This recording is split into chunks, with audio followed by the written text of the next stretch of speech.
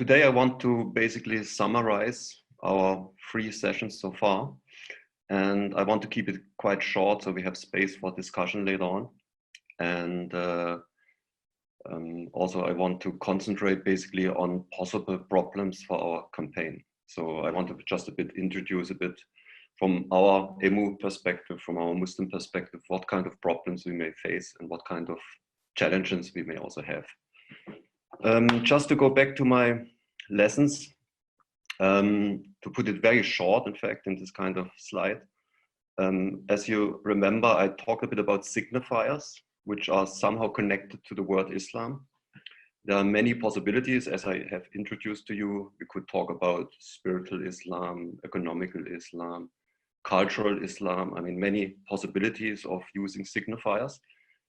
As we know today, I mean, if we talk about Islam and if we follow the debate about Islam, we have now master signifiers, signifiers which are obviously of great importance. And I would say that the main signifier in that context is really political Islam. So even if you ask me as a Muslim, well, what is your most important signifier related to Islam? I would not necessarily speak about politics. But as a matter of fact, I mean, of course, a wider audience, specifically non-Muslims, also would, of course, immediately, one way or the other, raise the topic. So we have basically mentioned, let's say, problematic sides of this term, political Islam. I mean, we're all aware of extremism, which can lead to violence, terror in the worst case scenario. We have talked a bit about fundamentalism, which is, let's say, we connected to the term Salafism, Wahhabism also very much. We also talked about a very general terminology, which you could call Islamism, which is a problematic term in itself because very difficult to say. I mean, where's the point where you are a normal Muslim and where's the point you enter into something what is called Islamism? So there's a kind of problems around that. Of course, also when we talk about Islam and politics towards Muslims also, towards young Muslims also, I think we have also to clarify, I mean, what kind of political engagement in Europe is possible? So does it mean because they are young Muslims, they cannot be engaged in any way in politics? Because if they do so, they may enter into the world of Islamism. What kind of political engagement is correct? I think that needs quite a bit of clarification for young Muslims. And of course, also we are facing the whole time a kind of term which we could call political correctness. And in other words, which kind of tone, language you have to use to be accepted in the European sphere in political debates. I think also youngsters are slightly unaware what kind of slogans, terms, terminology you can use or what kind of terminology is correct. So there's a bit of a challenge. Of course, we have also faced the problem. I mean, you could say, if you think back on my first introduction, I mean, is Islam a kind of normal religion? I would say yes, but also in a sense, no, because I have introduced to you Islam, specifically Islamic law, reaches into other fields of life also, which are not necessarily connected by anyone to the term religion. Let's say one example would be Islam and economics. I mean, there's a main section in Islamic law which deals with economics, and normal Europeans may not necessarily be used that religion has something to do, for instance, with economics. Of course, there is, let's say, a fundamental question in the air if you go into debates about Islam. I mean, can religion and politics be generally separated? I think specifically critical voices about Islam would basically complain, well, I mean, you have to clearly separate religion and politics. And I think I hinted to you in the first session, this is not so easy in Islam. Of course, there are elements in the practice you could receive as political. And one example would be the Friday prayer. There's an imam talking to thousands of people about, let's say, any kind of issue. I mean, is that really just private religion? No, I mean, there's also a public aspect of it. Something I want to highlight, coming closer to the theme about what are possible challenges for all of us. I mean, you have to be aware that the Muslim community is not homogeneous at all, really. It's very, very much divided, sometimes very dialectically also. Not so easy to approach the whole crowd, I mean, you always basically face any kind of division between the Muslims as such. I mean, some of them important ones are generally, I mean, are Muslims organized or not organized? Let's say everybody who is organized in organizations and everybody who's not organized in organizations, they may have a kind of conflict about it also. There's a very political term dividing Muslims into groups, which are the liberal Muslims, which are very kind of moderate, European, very democratic, versus the conservative Muslims, the ones who are organized, who may be even Islamists and so on. And again, between the Muslims also, this is kind of ongoing debate, sometimes very dialectical. Like if you ask me, I mean, Mr. Riga, are you a liberal or are you a conservative? I would say I'm both. So I'm not in this kind of dialectics. I mean, I have very liberal sides in a sense because I'm European and so on. But I may have also conservative sides because practicing a religion is by definition, from my point of view, also conservative. So it's not so easy to use these terms. Another very big reason for division in the Muslim community is the ethnical background also. So you have a tendency that all the Turks, all the Arabs, all the Bosnians, all the Germans, they basically create their own grouping. What the division going on. And then, of course, a very big challenge is really the political background of everybody. Well, they may have specific ideas about Islam in political terms, maybe not, and so on. So I just think there's a lot of kind of conflicts going on between the Muslims since many years. So you can see the term endless return of the same. So if you confront youngsters with this kind of concept of political Islam, you see that many of them say, well, no, I have enough. I mean, I don't want to hear it anymore. We have gone now through a decade about debates about political Islam. We as normal young Muslims, we have de-associated ourselves from terror and extremism and violence so often that the public does not listen to us, so we are just exhausted. So I think that's an important problem really in the whole thing, that many Muslims respond in the very moment, let's say, about the whole concept of terrorism, they just, you know, they have just enough really, because they've listened to that stories so often. Well, let's talk a bit about elements of our campaigns. I think we have I use here three terms: the imaginary, the symbolic, and the real. I mean, listening to Isabella's talk, we could also say the imaginary may be more linked to Instagram, so images, pictures, and so on. The symbolic, which is about language, definition, terms, terminology, law, and so on, may be linked a bit more to something like Facebook, because in Facebook we have the opportunity to talk longer, to give longer text and so on. And then I use here also the term the real, which means, I mean, for me, the most important thing, the real encounter. So we may have imaginary ideas about Islam, we may have a lot of debate about terminology, but in the end, I think to have a real experience, it needs also the real encounter. So this is just a model to describe the situation, but also for the receivers of the Islamic message, so to speak, in our time, they may have even a kind of unconscious about it, because they may have seen pictures which are just unbearable, so they put that picture in their unconscious, or they have heard words like Sharia, which they just cannot really fully grasp, and so they link it with some images and put it in their unconscious. Or they have, in fact, also real encounters with Muslims. It may be good, it may be bad, and it's somehow in their unconscious. So if we go into the debate, we may face even psychological issues that if you use specific terms, specific pictures, specific events, people may have even an unconscious which comes up, and quite often in a quite negative way.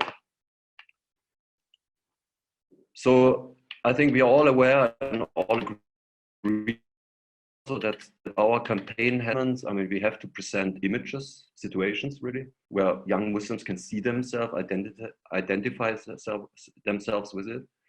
We have to tell stories. Well, for instance, stories about Muslims in Europe, I mean, their situation, how they behave, whatever they may have in mind.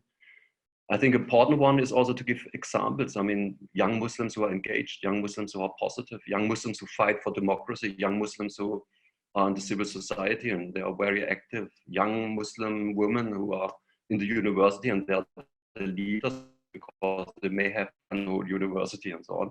So that's it. There's lots of options of these good examples. But then I think also if we want to go into more in-depth debate about this whole subject of online radicalization, also we have to present knowledge. We have to, I think, define terms. We have to indicate how much knowledge is required to understand these terms. And I would also suggest we have to create facts. I mean, we have to show facts. Just one example, I mean, in the debate in Germany, right-wingers will often say, well, the Muslims of Europe, they take over. I mean, that's so big in numbers and so on. But you can present your facts. I mean, if you really look into the numbers, I mean, it's not that the Muslims will have a majority in the next 5 days or the next 5 years even. So I think also facts is quite important here, just to keep the whole thing a bit in balance. I don't know if you understand that kind of slide and image, I think, but you may understand after listening to me a bit. I think one of the big challenges here and also problems, in fact, for our campaign is we can either be too simple, so we present nice images, wonderful Muslims, everything very kind of flashy, very wonderful looking. And some people with good reasons may say, well, come on, I mean, it's a bit too simple. You have to be balanced here. I mean, yes, there are wonderful young Muslims, yes, we know, but there's also wonderful, or not wonderful, there's also awful, terrifying young Muslim men who take Europe. So we have to be a bit careful on that. On the other side, also, our campaign cannot be too complicated, because you may have realized even in my small presentation, I mean, honestly, I could have gone on for 10 hours and I would not really have basically covered all the subjects. I mean, if I would have talked about everything, we could sit here for a year, basically. So I think that will be very, very interesting for us to find the balance between too simple and too complicated. So let's face some positive options from my point of view for the campaign, I mean, which I think is very exciting, also fascinating, and I'm quite engaged in it. So we have the opportunity to create a new tone, to create a positive language, which is not just from the beginning on creating conflict and dialectics and so on. So more, let's say, more understanding way of Islam. I think we have to present definitions, really, because also showing that it's not so easy to define. I mean, even to confront others about, okay, please define me Islam. What is Islam? I mentioned that in my first lesson, and you have realized it's not so easy to find a simple answer. Or let's define Islamism. What is Islamism? And people will have problems. Or let's define even terrorism. I mean, there is a debate. What is terrorism? What is not terrorism? What is freedom? Fight for freedom. We have to indicate some definitions and also show the public, yeah, it's not so easy. I mean, that is part of the problem, and I think we have to face it. I mean, I like very much the idea to show new images. Young Muslims often are shown in very kind of typical situations. Let's say the immigrant woman walking through the town buying a doner kebab, yes. And you don't see so often in the public this a young Muslim woman leader running a section in the university. I think that there's opportunities for these new images, good example stories. We are all clear what it means, clear terminology. But also, of course, we have to face the problems. We don't want to be naive. I mean, there are things in the Muslim community which are worrying, and I think we want to face that, and we want to be honest. We want to be honest about it. We want to explain the facts, and we want to avoid very rough conspirational theories. I mentioned one. Muslims of Europe taking over Europe is, for me, from my point of view, it's just simply a conspiracy theory. and I think it has to be presented as such. And then we have to create real encounters. I mentioned that before, yeah, because at the end of the day, you can have very wonderful images. Let's give an example. I mean, you can have an image about a cappuccino, and you can talk a lot about a cappuccino, but at the end of the day, you want to drink a cappuccino, then you know what a cappuccino is. And I think we have to basically emphasize on really meeting Muslims, and also to inspire young Muslims to meet others, even the ones who criticize Islam. Let's get into an exchange. Let's meet each other and so on. Another important subject, of course, will be European identity. I think that's, for me, the key to a kind of European identity. I mean, we have to emphasize and clarify and inspire young Muslims to really experience themselves as citizens of Europe, with all duties and all rights. I mean, but just to make them clear, this is Europe, you are European citizen, because the wonderful idea of Europe, and that is about nationalism, racism. I mean, Europe is much wider, state. So it's maybe a bit easier for young Muslims to say, yes, I'm European. Yeah, that this is even that Islam was already a part of Europe. I mean, it's a quite wonderful option to give young people this idea of being European, which I think is a big lack in the debates aware of Europe, of European Union, of European institutions. I mean, there's really a lack of knowledge here. The other important point was, I mean, of course, we have to emphasize whoever speaks a European language, whoever is able to speak, talk, and listen, is already part of the European culture. And I mentioned that, I think, already in my first lesson. And then, of course, I think, at least from my point of view, I mean, part of this identity is, of course, being a Muslim. And I think the key point here is this is not a contradiction to being a European citizen. It's not a contradiction, of course, of speaking a language. I mean, you can be a European Muslim. There's no problem about it. Problems and what will people say most probably against our campaign? And I will start with what would be the Muslims saying about it. And I'm not necessarily talking here about the extremists, of course, because I don't think they will join us. I mean, they will just stay away and maybe they will try to create a kind of shitstorm, but they will not get involved in this debate. But even the normal middle class young Muslim, what can we expect? What kind of things will come up? I think a strong argument will be, and that is under the influence of some of the Salafist ideology and also some of the Salafist preachers, is they will say, well, this is all wrong. I mean, because we are all brothers, we are all sisters. So they would basically negate that there is, that is good, let's say, to divide Muslims in any kind of grouping, in good and bad ones, for instance. So they would just say, no, we are all brothers. Yeah. It's very deep in the psychology of Muslims sometimes. So they will also say we are all Muslims. You know, in other words, I mean, what you talk about Europe, we are a universal religion. We are one ummah. So this is not about Europe. So they would all negate that. Some of them may say, well, you know, all this nonsense about law schools and being in time and developing through history, I mean, which the law schools are in fact standing for, they will say, no, there are no law schools. There's only one Islam, one true Islam, which was in the beginning. Yeah. So they would basically reject the idea that Islam is also in the process of change. And again, it's a complicated issue, but I just leave it like that. There will all be Muslims, if you talk about extremism and radicalism, they may just say, well, there's no problem. So they take it a very easy path in the sense saying, well, all this terrorist, extremist ideologies, they're just no Muslims. So there's no problem.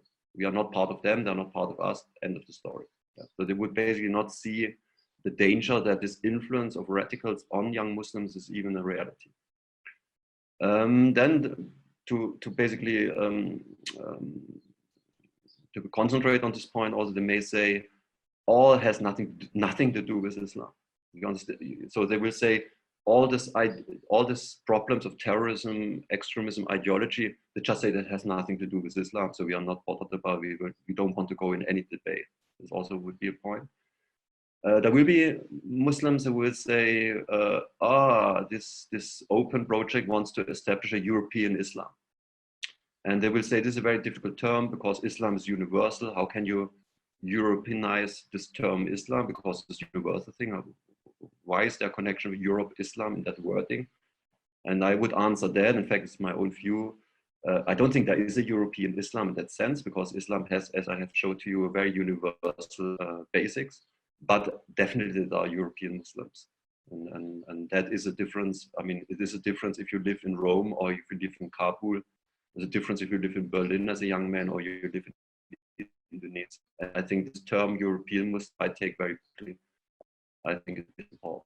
And again, of course, they would say Europe is not our culture and all kinds of this thing. Just some main points, I think, which some confrontation may be caused by. But also there will be people against the campaign who are non-Muslims. I mean, that can be in the extreme case right-wingers or sometimes very good organized. There are people who really don't like Islam. And for instance, one position here would be even Muslims who don't like Islam. Like I have personal knowledge about stories, let's say, from women who came from Iran, women who came from Saudi Arabia. I mean, people who have been in Arab countries in prison and so on. So there are Muslims, but they just don't like it because they have very, very bad personal experience. And they would tell us, or would tell me, for instance, well, what you are talking about, I have been in very difficult circumstances under a Muslim dictatorship. So what are you talking about? That will be a possible opponent. So what will they say? I mean, some people see as an Islamization of Europe, just nicely, but at the end of the day, more Muslims, more institutions.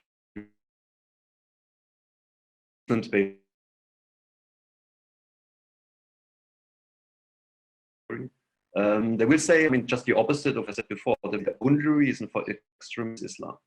Yeah. So they will negate the idea that some of the violence, some of the extremism is maybe based also on psychological or economical factors. They will not accept that. That some of them may have a very, funny enough, literal understanding of the Quran. So they would quote Quran with a very literal understanding, not being aware that lots of these quotes and a lot of these statements in the Quran have to be put into context. You need quite a bit of knowledge to put it into context. And it's not so easy that, let's say, an amateur of any kind can just take one phrase of the Quran and just put it into the public and say, that's what it is. I think it's more complicated.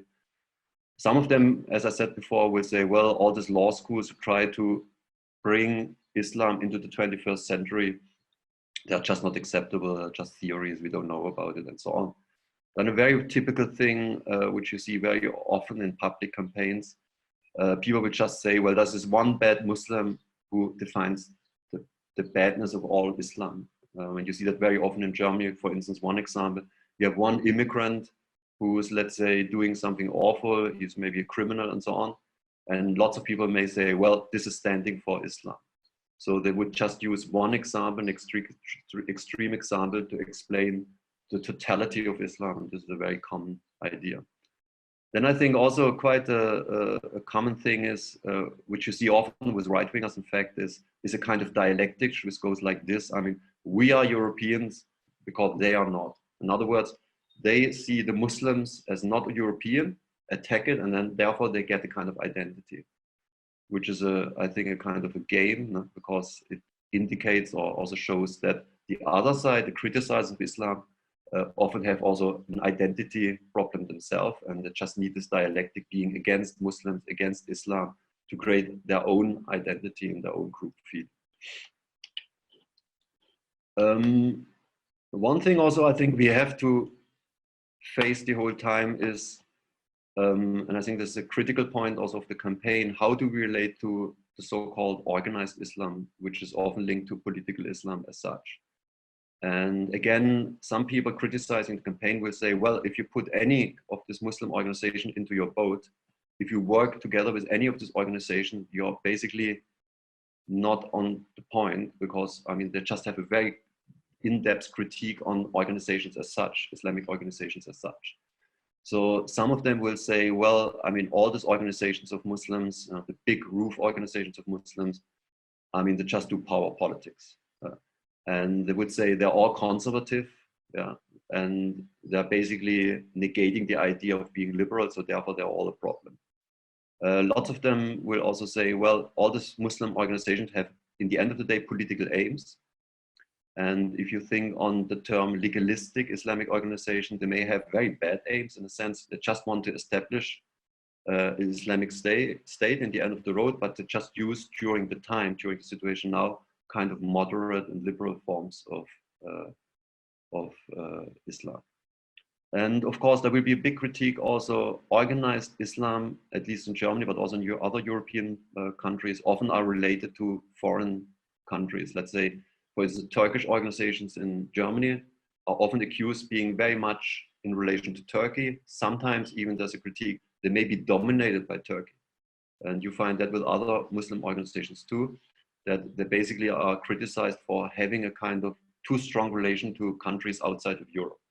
I think one example would be in France, I mean, where President Macron, for instance, is very kind of working against the idea that organizations in France are funded by foreign countries. So they just, you know, would criticize, oh, Open Project is working with this kind of organizations. So they do not see, yeah, that this is not for Europe, this is maybe for other reasons and causes, so it's a bit of a problem here.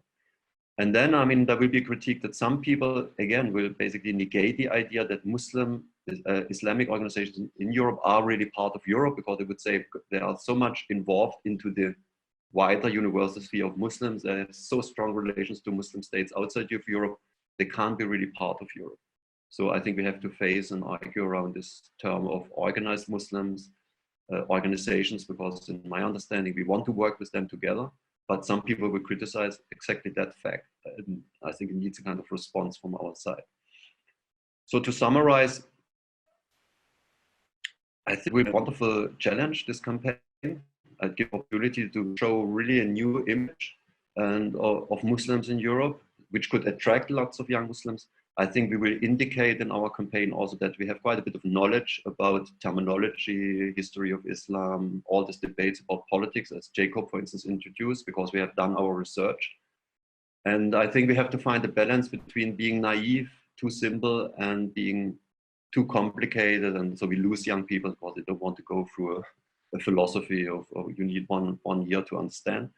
And I think we have to be ready for some shitstorms, critique, and so on. We have to prepare basically the answers, and but I think altogether it will be a very interesting challenge, and I hope all the best for us. And I just want to stop here and just see if anyone wants further explanations, or if you want to contribute, introduce a debate into this. Thank you.